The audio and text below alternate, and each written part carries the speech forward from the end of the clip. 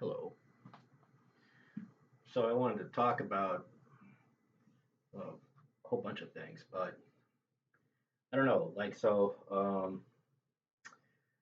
So basically, the last thing I was talking about was regarding the boys and Homelander. Um, well, a couple of things to look at are how um, is how like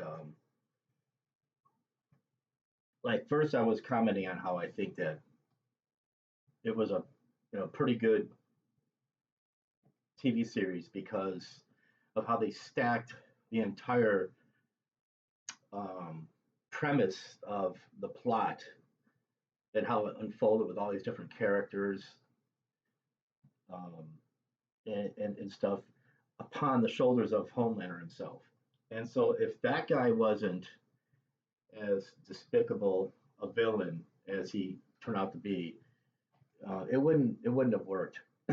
And I think that some people are upset how they ended it, how they ended him um, dying the way he did, or something like that. Um, and I don't really understand that. You have to look at everything and so you're watching this and you're saying, okay, who is he? He's this product of a corporation made from a capitalist, nation. I mean, capitalism pretty much came from the United States, and um, and he's dressed like a parody of the spirit of America. God, guts, and guns is what made America great, basically. I mean, he's literally a weapon. Homelander is a weapon. That's what he is. And so, uh, but he was manufactured by what? By a corporation from a capitalist nation, namely the United States. And he was probably, you know, I mean, he he's pretty fascist, wouldn't you say? Homelander was pretty freaking fascist, and he's probably anti-communist, anti-Marxist, what have you. So you have that. So that's something you could put that to the side, and let's focus on how he was manufactured. Also, focus on how many people, like sheep, followed him, and uh, how he wanted to be considered. He wanted to be God. He also was in the Oval Office when he died. He was like, the president. He killed the president. He's the president. Um, and he kills anybody in his way. So he's the president. He's the Lord. He's God. Right? He's all these things, and so you fear his authority. Uh, all these things are what's interesting about this character Homelander. Apart from just the acting, the delivery, you know, um, of the scenes, in the boys with him, and it's what he is. He's all these things, and he represents all these things. And so, looking on how he was manufactured, and this is like, and you look at like A Train and the other characters, they're all like manufactured, but they're real people. Now look in the mirror. Okay, this is where I want to go. It's like a metaphor for all of us. We're all like these, you know, products of a corporation. We every time you work for a paycheck, you're on the grid, and um, you're going to be fed. The V that you're being fed is invisible. It's an ideology. It's what gets you up in the morning, especially if you like your job. You work for a paycheck. Now, if you work for a paycheck, you are not a capitalist. All right, they own you. The people who run the VOT corporation, they're the capitalists. But everyone else who works for them in said corporation are not capitalists. You know, yeah, I'm going to invest. Well, I kind of want to get into that too. Stockholders, investing, investors, and stuff. Okay, so um, so we're a product, like these characters in The Boys are a product, and we we are um, consuming what we are, given as the illusion of choice. Pepsi versus Coke, uh, food that you have to buy at the grocery store, as opposed to what we used to make ourselves. So there was a time when we made all this stuff ourselves as a community, and I'm talking about, like, you can go anywhere. Like before the Europeans came to the Americas. Those Indians, or natives. I mean, Christopher Columbus. Oh, they're Indians. He's just trying to go to India or whatever. Okay, I know what. You know, uh, they made everything themselves. They didn't go to a store. They made it all themselves. I think that studying how these 500 plus tribes were living, and what had happened to the natives here after the Europeans came, and and you could see, like, looking at things like anthropologically, and that you could see how it affected them. And like, I met some really cool people who are native to, like, Arizona and that. And so I think that's something, like, there is a unique spark that is in everybody. And in Sanskrit, it's like, you have, like, it's your Brahmin or whatever. So you have, like, um,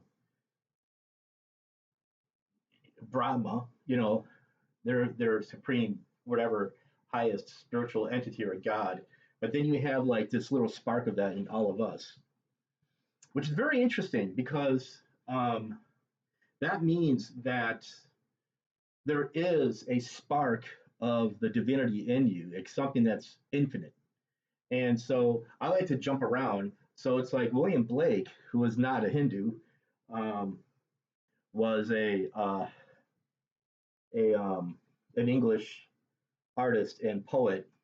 And I think off the cuff, if I can remember, he talked about infinity, but he also talked about love. And so he said that if a thing loves, it's infinite.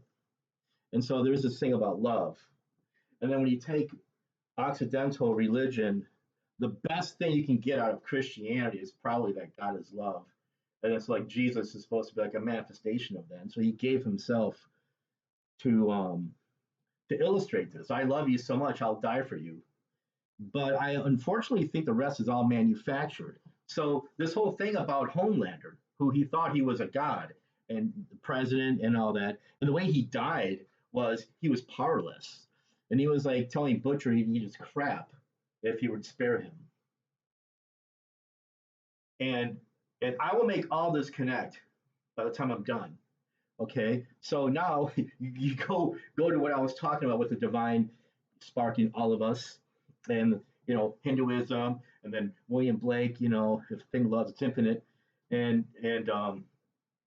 going back to Christianity, uh, and the way we've been shown or taught it, that uh, well, yeah, Jesus gave himself to you because, well, if you don't believe in him, you're going to go to hell for eternity. It's like, what? Well, yeah, he took the sin on himself so that you get to go away scot free. Well, what are you going to learn from that if you're not going to learn from your mistakes? That there's a problem with that. There's a philosophical error in that, or a problem in that, and so you're being manufactured a lie. And so I would say that no matter what, we're all going to have to live a lie, because we don't know what reality really is. We only know reflections of reality. And I mean, our eyes make things upside down, and we have to mentally bring them right side up again. You know, so everything should be upside down. Anyways, Um, so, and there's a lot of literature that goes into like how we don't know things in themselves, like Immanuel Kant and all that. There's so much stuff, and physics, you know. But the thing is, I'm more interested in what I experience every day, and we all should like, and so you start wondering, am I manufactured like the boys? What I'm trying to say is, yeah, you probably are if you're just not questioning authority, if you're not questioning anything. Like why? Why is it that um, I have to expect to be paid a certain amount of dollars for the work that I do every hour? Like who in the F determines my worth?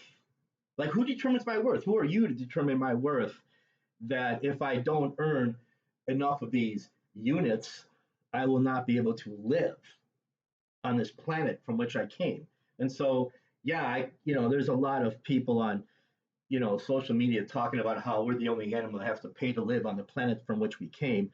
And that's the bigger picture. That's like one of the key examples of how you're manufactured if you don't understand that. And so some people are waking up to this fact. And I was able to wake up to the fact because I looked at things. I took a couple of classes in anthropology, and you start realizing things like we were like this from like the beginning of our time on this planet, like our tenure, like what quarter million years or whatever, and we were living a certain way, right? But then like right here, you start like having like in the Levant, a part of the Middle East, you have like these city states and all that, and then like people, now they're being like thrown on a grid, and then eventually have like patriarchal religion, you know, uh, and then you have like different castes and stuff like that, and so you can kind of this can kind of unfold, and even then, like when you cut from that to the Middle Ages, I mean, we like our cities and all that, put on a grid with our homes, like this on a grid and all that. That goes all the way back to like the Sumerians or something. And like a lot of the stuff that you get are from these types of civilizations. And like Babylon, like they gave us the the domesticated chicken. The Sumerians in that they gave us our math, and sure we built on that. Like you have the Greeks with Pythagoras and all, they built on that, and Egyptians built on that. But a lot of it goes back to that. And what I'm going to try to say to you is, chances are, an average Sumerian is probably less programmed than you are, and I would say the average nomad were less programmed than you are. The average, native to this country were definitely less programmed than you are. All right, because all these people had more of a connection to their environment, and they lived according to the seasons and the time of the season. Like, okay, we have now it's time to hunt, now it's time to sow, now it's time to, you know, rest or shelter. When it's cold or whatever. You know, we have stuff that's in the larder. We have enough for the next few months. Um, anyway, so like I guarantee you that you're a lot more programmed, and we are a lot more programmed. If you cannot realize that, then you're definitely programmed. If you're gonna come up to me and say, "Nah, we're not programmed, and capitalism is great, and all this and all that," it's like, well, I'm not gonna try to contend against capitalism as a whole, but it's like you're definitely programmed if you're gonna even stand on that foot, because I mean, I'll say, okay, there's probably different types of capitalism. The Franklin Delano Roosevelt type of capitalism is not the same kind of capitalism that you have with Donald Trump. All right, that's same with freaking Richard Nixon. I mean, you have like J.D. Vance. He's almost like exonerating Richard Nixon. He says that well, the whole thing with Watergate with Nixon is like that wouldn't even make you, an 11-hour, you know, lifespan on social media. It's like it'd be like, dropping the bucket now. So let that sink in. There's plenty of you who still think that JD Vance and Donald Trump is the shit. Well, but there's people like me who know that he stinks like shit. Okay, so here's the thing. Listen to what he said about Nixon. Like the whole thing about Watergate, it's just like, it's like a scam that the Democrats made against him or whatever. That's probably what he's insinuating. And he's saying that it's like a blip, in the the history of the United States, or like, of what people are capable of, like, where that's not even bad. He's saying that's not bad. That's nothing by today's standards. So are you saying that you have to do something a whole lot worse to be like, you know, arrested or like, shut down? It's crazy.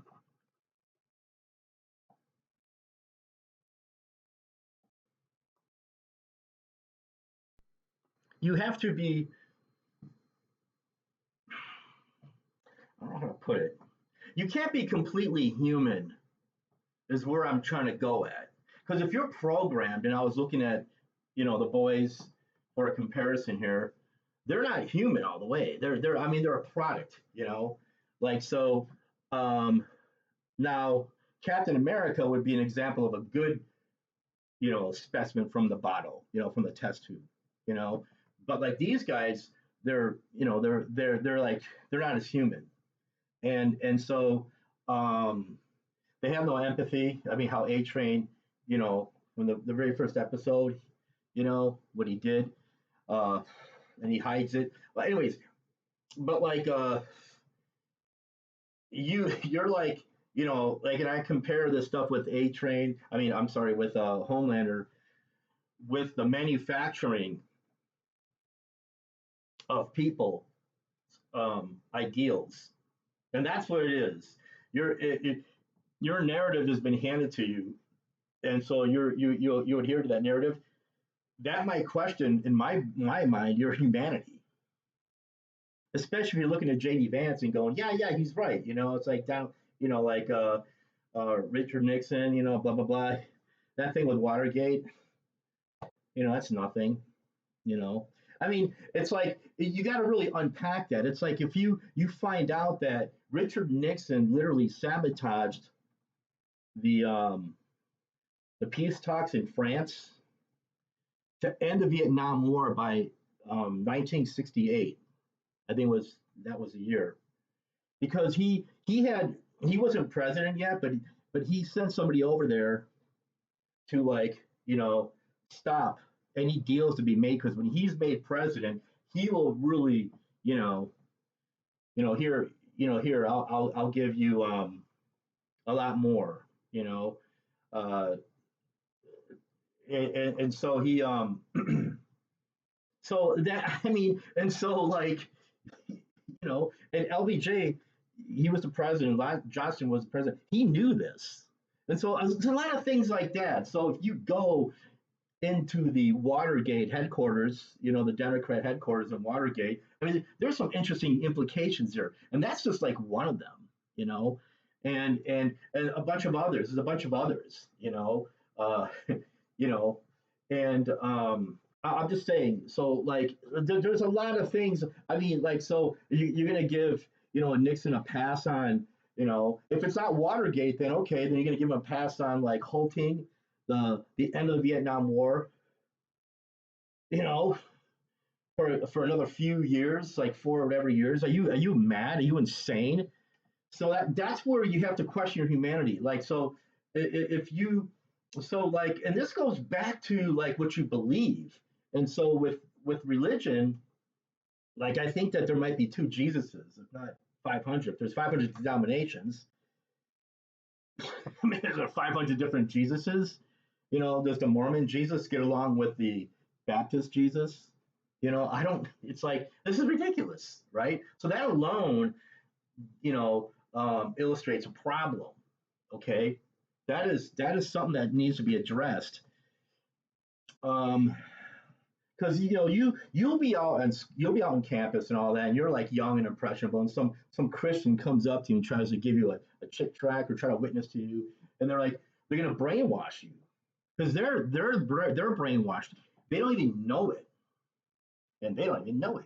So that's why, like, okay, so it's like, okay, so you hate God, and you're an atheist. It's like, what does that even mean? How could you hate something that you don't even know? Like, like what color is God? You don't know. Is he like fair skinned and blue eyed, or is he dark skinned with matted black hair? Which Jesus are you talking about? And so these are problems that you have. That's why I say you get into something, you should ask questions about it. Like, and that's the whole thing about this country is like the salesman is trying to give you a fast pitch to make you trip and make an emotional decision. That's what advertising is all about. It's an art form. You have like Mad Men, that's another TV series. So it's like you're made like advertisement works on your emotions to make you make to cause you to make an irrational decision. Now, if that's not what religion does, then I don't know what does. That's where it comes from, and you have to know that you don't want to go to hell. You don't want your children to go to hell. So you're gonna wind up going to church all the time. Pay tithes and all that. And I guarantee every single pastor probably has a better house than the average person parishioner going to church. Yeah, there's people who donate who are like they're entrepreneurs and they go to church. They have money, but it averages out. Okay, it averages out like this, and and with Catholicism, it's even more intense because the church watches over its own, and so they, you know, anyways. And again, I'm not here to like say okay, religion is let's get rid of religion and destroy it.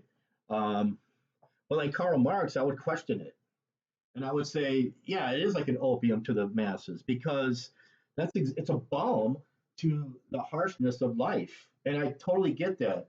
And I was religious for like 20 plus years. I get it. I mean, Christian wise, you could be religious without being a Christian and without being a Muslim, without being a, you know, uh, you know, like what the Jews call themselves, um, Abrahamic Jew or I don't know what I'm not Jewish, that you go to a rabbi and all that kind of stuff. Hasidic Jews, you could be spiritual without all that stuff, and we know that because of like people like John Lane Deer and Black Elk, stories of the Native American Indians here.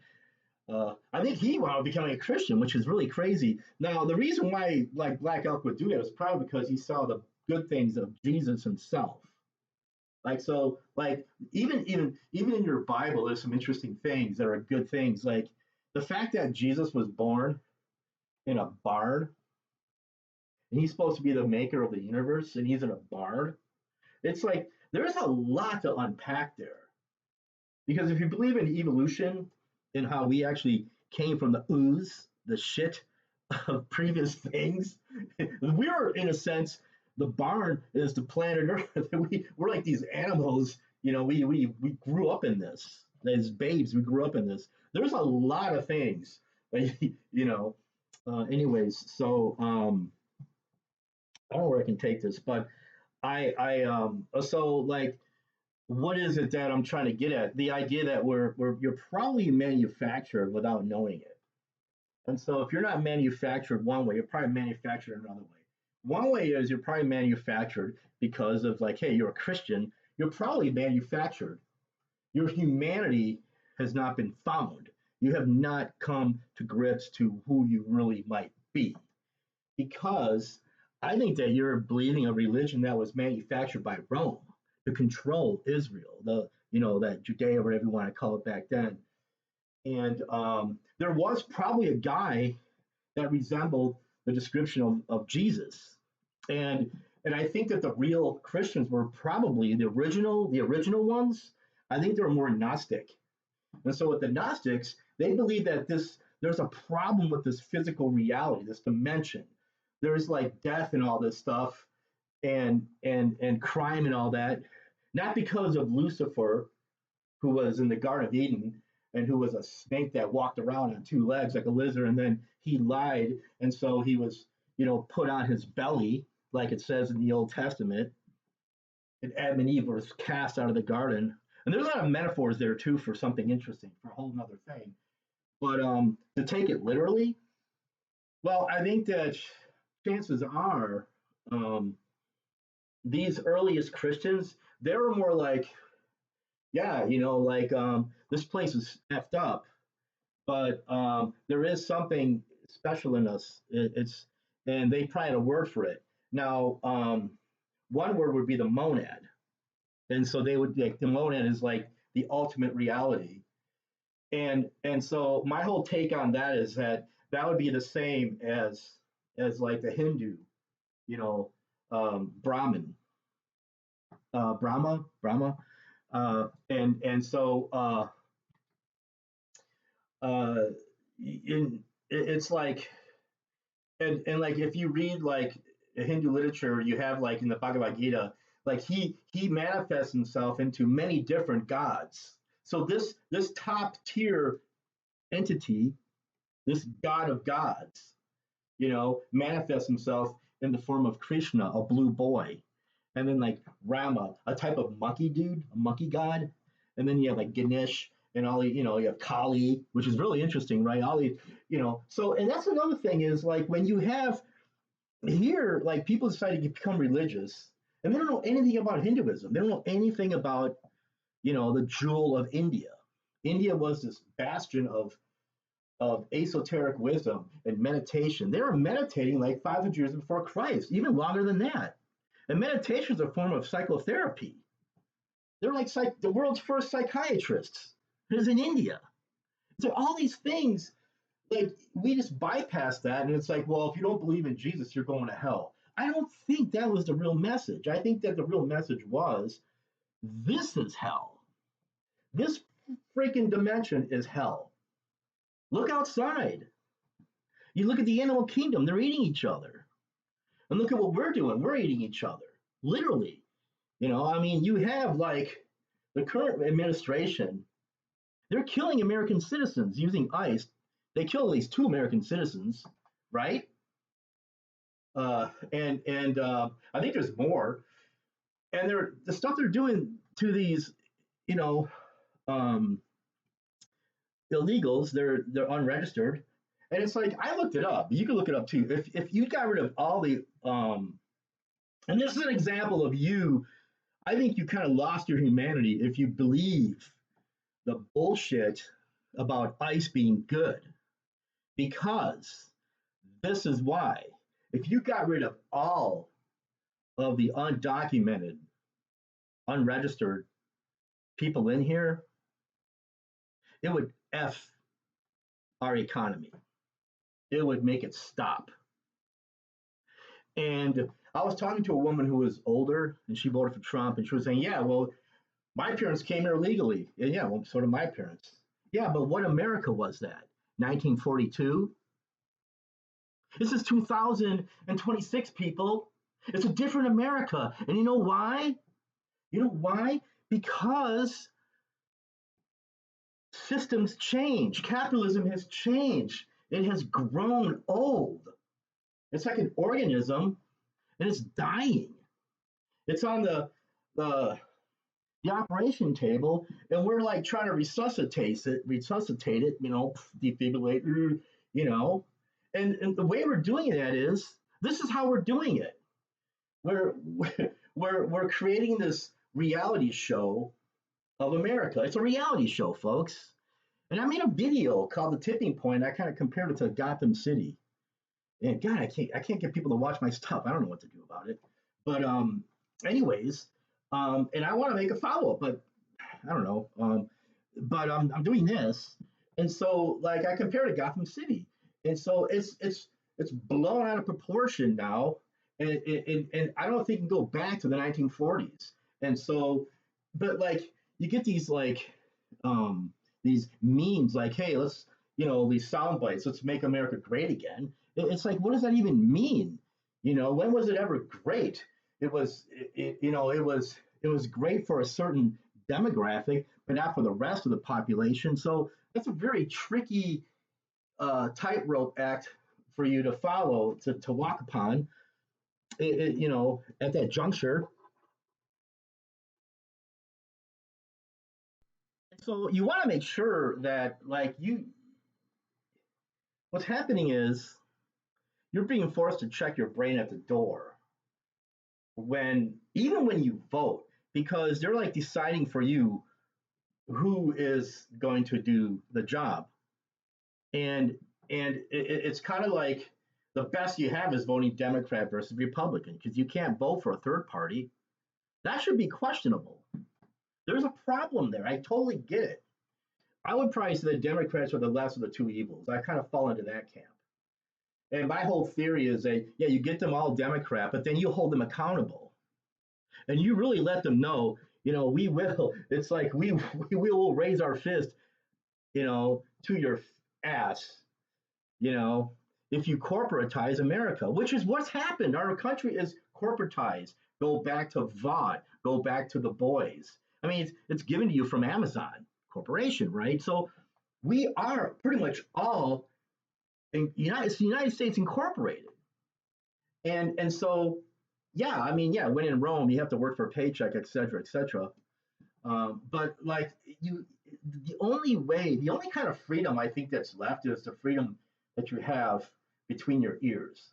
Because, and I think that's where they're going. I mean, there's only one thing about Alex Jones that I like, and that was the name of his show, Infowars. That was a genius name, but I don't. The rest of him, I don't even want to hear his, rasping voice. There's a lot better out there to question authority than listening to that guy. I would recommend going back to Frank Zappa and listening to him take on, reporters and talk show hosts and questioning the direction of our country.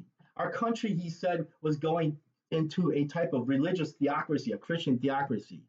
And they're like, oh, Mr. Zappa, you can't be serious. Oh, come on. He goes, that's right. It's going right down that pocket. And look at it now. Watch him say that, and then look at what's going on now. Look at Pete Hegseth talking to the troops, and he thinks he's quoting the Bible, but he's quoting Pulp Fiction. Are you kidding me? This is a joke. And I think that what's interesting is, I mean, wasn't a funny German out there, who said, interesting German, who said, if you say a lie loud enough and long enough, people will tend to believe it. And that's exactly what it is. Hillary Clinton did not lie as much as Trump. Trump won. People like to be lied to, people. She was like a good schoolgirl, like, oh, I have my facts. I have my facts checker. Remember when she debated Trump? Like a good girl, like, oh yeah, I'm a good student, and I mind my P's and Q's, cross the T and dot my, and my dot my I's and hear it in every sentence. We're not interested in that. We're not interested in that. We're interested in being lied to. And when you realize that, all of what I'm trying to say for this little video will make sense. You're probably living a lie, people. I'm so sorry to say it. I am the one to tell you, you are living a lie. And the only way you can get out of that is to say, you know what? You look in the mirror and you say, you know what? Ask yourself, who am I? Who are you? And you're like, you have these Christians, hey, you gotta accept Christ, because if you don't, you're gonna go into everlasting hell. Well, let's talk about that. Like, this is off the cuff. I can get more organized later, and have, like, notes and stuff like that. But this is off the top of my head. There is the hell is really described in the New Testament, and Jesus compares it to, like, it's completely black and completely dark. And you hear other people screaming in that, and that, chattering of teeth, or I think gnashing of teeth, and and that's it. You can't touch them. That's what he describes hell.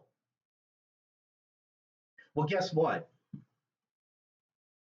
If you believe in something supernatural or spiritual, that means the light that's physical is coming out of this, coming into this room via that window. That's black to the real light of the true monad. God that you worship at your church is an aeon, is a demiurge. And there's a name for this God, Yaldabaoth. That's what you're worshiping in church. And this thing is teaching you to transgress in the guise of doing righteousness. Because your best armies are Christian armies. The American, if you want to say America's a Christian nation, guess who has the most strongest army? The United States. One of the second strongest is probably Russia, and they're Christian. Where are the Buddhist armies? Where are the Hindu armies? Think about this. And then the third or fourth ones are the Muslim armies, like Iran, like they're able to fend off the United States they're still doing it, you know. And that's another thing is like you think Trump gave us a better deal than Obama regarding Iran. We're paying them more. Things were working with Iran before Trump, and then Trump got rid of Iran. The deal with Iran, I forget what you call it, that they made with Obama because Trump wants to undo everything Democrat, everything Obama, everything Democrat, because he hates Obama. He hates Obama because Obama at some presidential dinner or some kind of representational dinner. I forgot again. I don't know. You could watch it where Donald Trump is the only guy in the audience who is like, I'm gonna get you. When Obama was, roasting Trump. And he compared the White House to like what you would see in Back to the Future. I mean, he didn't come out and say that, but his presentation of the White House when Trump becomes president looked like something that Biff would do. Check it out. And it's also like idiocracy. It's almost like this is a psyop that the people behind everything that says let's make idiocracy a movie and let's make Back to the Future a movie, and all that, and put these components or elements in it regarding America, the state of America, and see what it does to people, because it's a psyop. Because somehow, some way, it helps who's really in charge of this casino to control us. I don't know. It's like I don't have all the answers, but something is going on. When when you think that wow, like what's going on now is fine, and the reason why is because you don't know who you are. You prefer to be lied to than being told the truth. And that's why a lot of people didn't like what the schools were teaching. Hey, let's get rid of the Board of Education and all that. Well, yeah, they don't want to teach. They don't want to learn about. They don't want to teach. They don't want them to be taught evolution. You're no more important to the universe than a flea. Oh, we can't teach them that. Now, I'll grant you that maybe that narrative doesn't help the average person. It doesn't help anybody really. And I will also say to you that we need a lie. We need to have a narrative to keep us going. But the question is, what lie should you use? You know, and does it harm others for you to get ahead? That's probably the best you can do. Is okay. I need a narrative. I mean, like, there's some good things in the Bible. Like Jesus is like, I mean, what happened to that Jesus? Love your enemy. There's better to give than there is to receive. What happened to that Jesus? He feeds all these people in Galilee. I was there. Like the Mount Olives. I was where he did all that stuff, and he was like feeding people, healing them. He didn't say, "Okay, here's your bill." He's more of a socialist than a capitalist. I mean, read your New Testament, people.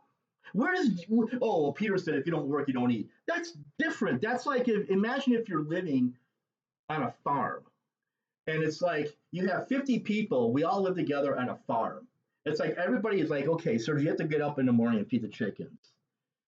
But you're not going to have to go and wash the hogs. You're not going to go and milk the cows. You're not going to go out and tend to the corn because that's too much work for me. Your detail, you have Sergio, you have chicken detail. Now, if I'm over there sleeping all the time, it's like, come on, what about the chickens? Man, you got to collect the eggs for breakfast because we got to eat. Well, if you don't collect, if you don't work, you don't eat. That's what that was meaning. I think Peter had said that. That's what they were saying. If you don't work, you don't eat. Meaning that if you don't take, like here's an example. If I don't put my shirt on in the morning, I'm gonna walk out with a shirt, without a shirt. And you get to see my man breasts, out in public. You don't want to see that. Put on a shirt. It's a form of work. You got to get your belt and hold up your pants or your pants strap. That's a form of work. In other words, he's saying you ain't gonna get it done for you. You, you're because you're a part of a bigger community. That's what he was saying. If you don't work, you don't eat. That's what that is. And so the best example for that is think of a farm, and there's like a few people there, like a family, a big family, and I have chicken detail. If I don't collect those eggs in the morning, then I ain't gonna eat because there's no eggs. That's how you have to look at that. It's not, oh, that's pro capitalism. That's not what that is. That is not what that is. And I think that the reason why these capitalists who are Christians, they adhere to like how God gave, Abraham, like the Jews, Israel. It's like, well, this is a promised land. Well, what's the anthropological history of that? I mean, Jericho was already occupied by people before they came over there. They took the land from these people. They're already established. Look, how about that? I mean, so like, what do you? So, oh, I'm a Christian. That's what I'm saying. You don't even know who you are. Yeah, what's going on between your ears that you're a Christian? Especially if you're born in this. Especially if you're native. I met people who are like, Mexican or whatever, and they're Christians.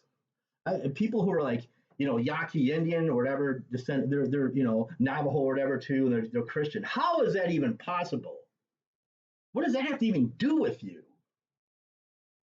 You know, Jesus was Jewish. He was Hebrew. Maybe that's good for that. Did you ever think that it's better to have a bunch of gods? You can pick and choose which one you want. That's what I'm saying. It's probably better to live in like the worldview that hey, there's a bunch of gods because they kind of are manifestations of nature, And then so you can kind of like, well, okay, hey, I'm really good at speaking. Maybe the god of speech gave me that. Hey, I mean, it's probably better for you than to think that there's only one God because one size does not fit all. And this whole thing about God being the source of everything, no, God's like a vehicle. The source is something that is outside of not only space and time, but outside of any concept of anything at all. I think that that's what the monad is. And the thing is, it's like it's irreligious and it's not immoral because that's the opposite of moral. It's beyond good and evil. Yeah, it's a book by Nietzsche, by the way, Beyond Good and Evil. You should read that. I have. It's been, 30 years since I read it. So what I'm saying is, okay, so because you're a 21st century great ape, did you know that you're a great ape? Technically, that's what we are biologically speaking. And if you don't like that, then that means you don't know who you really are. You don't know. Who are you? Well, I'm a Muslim. What does that mean? Did you know that there's DNA in your body that's not even human? It's bacteria from other living organisms. And if you divorce yourself from that part of your body, you will die. That means you're part of your environment. Who are you? Why are you voting for ICE? Why are you like, giving money to this church? Why are you working a job that determines how much you are worth by the hour when you are from this planet from the beginning? And then you're like, oh, I hate communism. You a communist? Well, what does that even mean? Do you know anything about communism? Like Karl Marx. Okay, communism. From each according to his ability, to each according to his needs. That's communism.